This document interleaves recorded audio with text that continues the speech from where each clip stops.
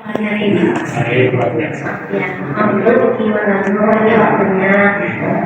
Ada sedikit wawancara mengenai kasus-kasus tentang lingkungan ini. Yang pertama, selama ini bagaimana Bapak dapat mengidentifikasi kasus-kasus yang merupakan dilema etika atau bujukan moral? Jadi itu kasus tematika itu kasus di mana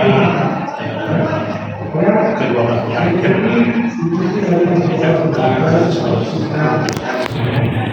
kebijakan di mana yang lebih prioritas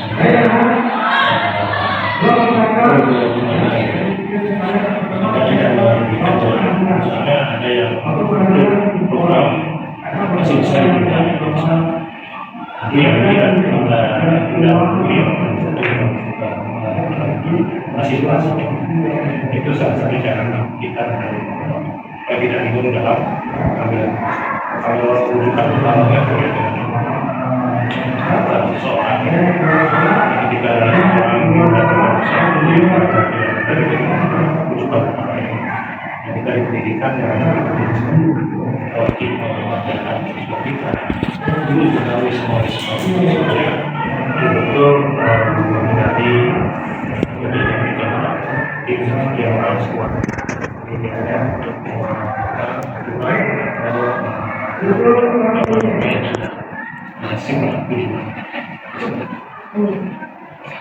Untuk yang selanjutnya Bapak, selama ini bagaimana Bapak menjalankan pengambilan keputusan di sekolah, terutama untuk kasus-kasus di mana ada dua kepentingan yang sama-sama benar atau sama-sama mengandung nilai kebaikan?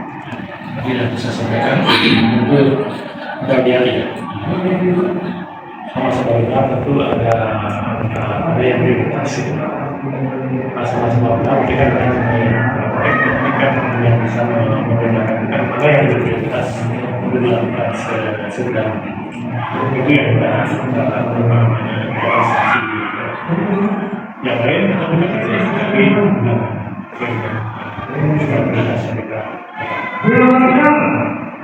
tapi selanjutnya langkah-langkah atau prosedur seperti apa yang biasa Bapak lakukan selama ini? Selama ini ya kita di sekolah ada tim ya, jadi kita tidak bergerak sendiri saat di sekolah. Itu kita semua di sekolah itu. Saya ada strategi kita berkolaborasi pada putusan jadi dalam proses kita tidak ada masukan dari selanjutnya hal-hal apa saja yang selama ini Bapak anggap efektif dalam pengambilan keputusan pada kasus-kasus di luar ini? Yang efektif itu adalah pendekatan personal. Setiap orang itu punya cara masing-masing. Jika paham inginannya usulannya lebih prima, bisa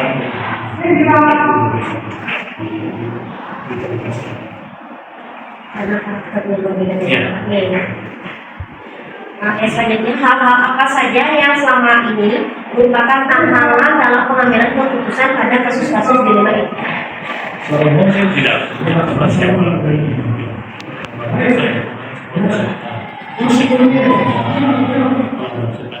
yang memahami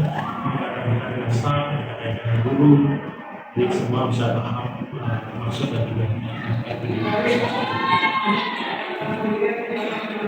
selanjutnya Bapak, apakah Bapak memiliki sebuah tata cara atau jadwal tertentu dalam sebuah penyelesaian kasus dilema etika, dan apakah Bapak langsung menyelesaikan di tempat atau memiliki sebuah jadwal untuk menyelesaikannya, bentuk atau prosedur seperti apa yang Bapak jalankan?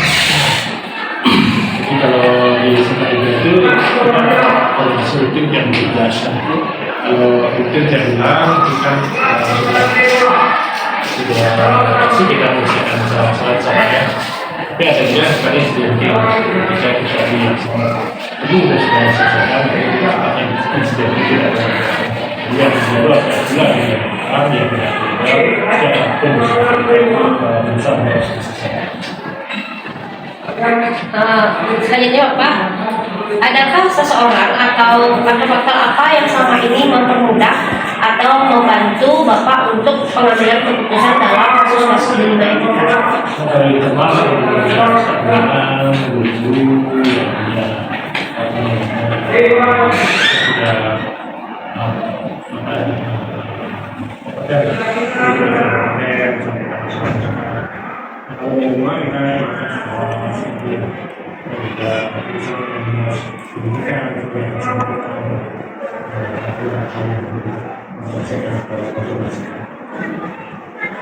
Yang terakhir Bapak, dari semua hal yang telah Bapak sampaikan, pembelajaran apa yang dapat Bapak petik dari pengalaman Bapak pengambilan keputusan di lima etika?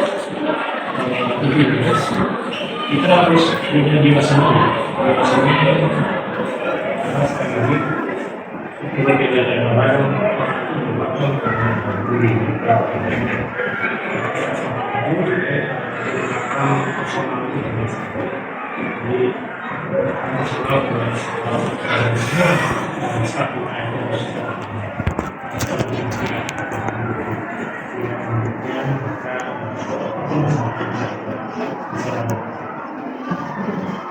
Luar biasa Pak, terima kasih atas jawaban yang Bapak berikan, sangat luar biasa.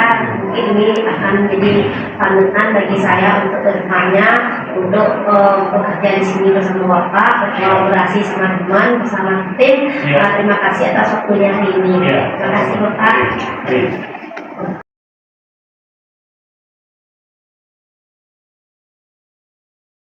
Swastiastu Bapak. Swastiastu. Selamat sore. Selamat sore. Ya maaf, saya mengganggu waktunya Bapak. Bagaimana kabarnya Bapak hari ini? Luar biasa. Oh, luar biasa.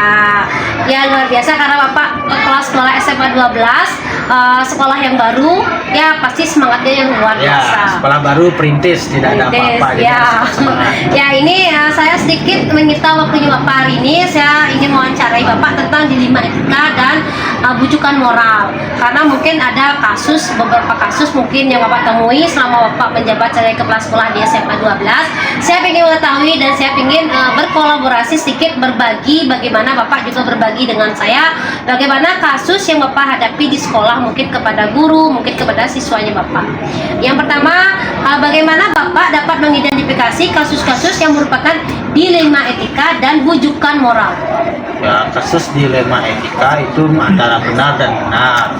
Jadi tetap saya akan melihatkan dampaknya, dampak dari kasus tersebut kalau saya mengambil keputusan. Tapi kalau kalau bujukan moral sudah masuk ke ranah hukum, ranah pidana, ya itu sudah bisa saya ambil kesimpulan, saya serahkan kepada polisi. Itu misalnya kalau bujukan moral. Nah, baik Bapak, yang kedua, selama ini bagaimana Bapak menjalankan pengambilan keputusan sekolah Bapak, terutama untuk kasus-kasus di mana ada dua kepentingan yang sama-sama benar atau sama-sama mengandung nilai kebajikan? Saya dalam mengambil keputusan tersebut, saya akan melihat dampaknya. Kalau saya mengambil keputusan A, apa hasilnya? Saya mengambil keputusan B, apa hasilnya? Itu saya akan melihat dampaknya.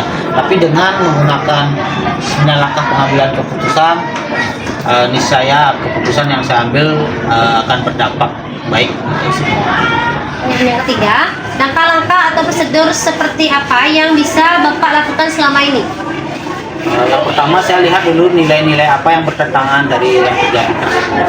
Kemudian siapa aktor-aktor yang terlibat. Dan kemudian mengidentifikasi fakta-fakta yang terjadi di lapangan. Kemudian setelah itu saya menggunakan 3 prinsip pengambilan keputusan, apakah berbasis akhir, berbasis peraturan, atau berbasis rasa peduli. Kemudian saya uji apakah uji publik, uji intuisi dari permasalahan tersebut. Tapi sebelum mengambil keputusan, saya akan uji dengan uji trilema atau uji pihak ketiga. Dan apakah ada opsi-opsi trilema yang memungkinkan. Setelah itu baru saya ambil keputusan. Dan sebelum mengambil keputusan, refleksi kembali apa benar keputusan yang saya ambil. Jadi ada beberapa tahapan yang perlu saya lalui. Baik, ya selanjutnya Bapak, hal-hal apa saja yang selama ini Bapak anggap efektif dalam pengambilan keputusan pada kasus-kasus dilema etika? Hal-hal yang selama ini yang efektif adalah saya tentu berkoordinasi dengan wakasek saya, wakasek kesiswaan, kemudian juga dengan guru BK, dengan wali, dengan pihak-pihak yang terlibat, kemudian memikirkan apa dampak apabila kita mengambil keputusan tersebut. Selanjutnya, hal-hal apa saja yang selama ini merupakan tantangan dalam pengambilan keputusan pada kasus-kasus dilema etika? Tantangan yang saya hadapi kadang-kadang saya merasa dilema, terutama dilema terhadap rasa peduli, ya, kasihan gitu. Tetapi saya harus mengambil keputusan yang adil. Sehingga misalnya ada guru yang permisi karena alasan tertentu, di satu sisi dia harus bertugas, itu saya harus yang mana saya harus utamakan. Nah, seperti pengambilan keputusan seperti itu. Yang nomor 6, selanjutnya pertanyaannya nomor 6, apakah Bapak memiliki sebuah tata cara atau jadwal tertentu dalam sebuah penyelesaian kasus dilema etika? Apakah Bapak langsung menyelesaikan di tempat atau memiliki sesuai atau sebuah jadwal untuk menyelesaikannya? Bentuk atau prosedur seperti apa yang Bapak jalankan? Apabila ada kasus dilema etika, tergantung jenis kasusnya. Kalau kasusnya ringan maupun sedang, mungkin saya langsung hari itu juga kita selesaikan, kita tuntaskan agar kasus yang kecil juga tidak membesar. Namun apabila kasus besar dan perlu berbagai pihak, tentunya kita akan jadwalkan pertemuannya sehingga hasil yang tercapai bisa benar-benar baik dan baik untuk semua. Selanjutnya Bapak, apakah seseorang atau faktor-faktor apa yang selama ini mempermudah atau membantu Bapak untuk pengambilan keputusan dalam kasus-kasus dilema etika? Faktor-faktor yang mempermudah saya dalam mengidentifikasi ini adalah yaitu dengan bantuan tim saya, yaitu wakasek, dan juga guru wali, dan juga ada dari kesiswaan, wakasek kesiswaan, serta pembinaan. Jadi semua pihak yang terlibat kita ajak diskusi, kemudian kita ambil keputusan berdasarkan semua matang pengambilan keputusan. Baik Bapak, pertanyaan yang terakhir, dari semua hal yang telah disampaikan, pengambilan apa yang dapat Bapak petik dari pengalaman Anda, dari pengalaman Bapak maksudnya mengambil keputusan dilema etika? Coba diulang, Bu.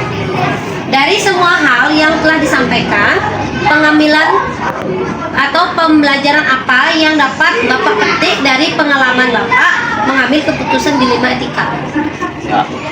Jadi pembelajaran yang dapat diambil ketika kasus dilema etika ini adalah tidak bisa dianggap remeh, harus benar-benar keputusan yang diambil benar-benar memperhatikan dampaknya. Apakah dampaknya itu berdampak negatif kepada siswa ataupun guru? Nah, ini yang perlu dipikirkan sehingga solusi yang diambil benar-benar berpihak kepada siswa maupun guru. Terima kasih atas waktunya Bapak. Maaf saya mengganggu hari ini, sangat luar biasa sekali. Mungkin ini sebagai acuan bagi saya untuk saya berkolaborasi nanti. Mungkin Bapak ada di SMA, saya tingkat SMK, sangat beda sekali. Dan ini sangat luar biasa sekali. Hari ini saya ketemu sama orang yang benar-benar yang memberikan saya motivasi dan semangat. Terima kasih atas waktunya. Selamat beraktivitas kembali. Ya, Selamat sore Bapak.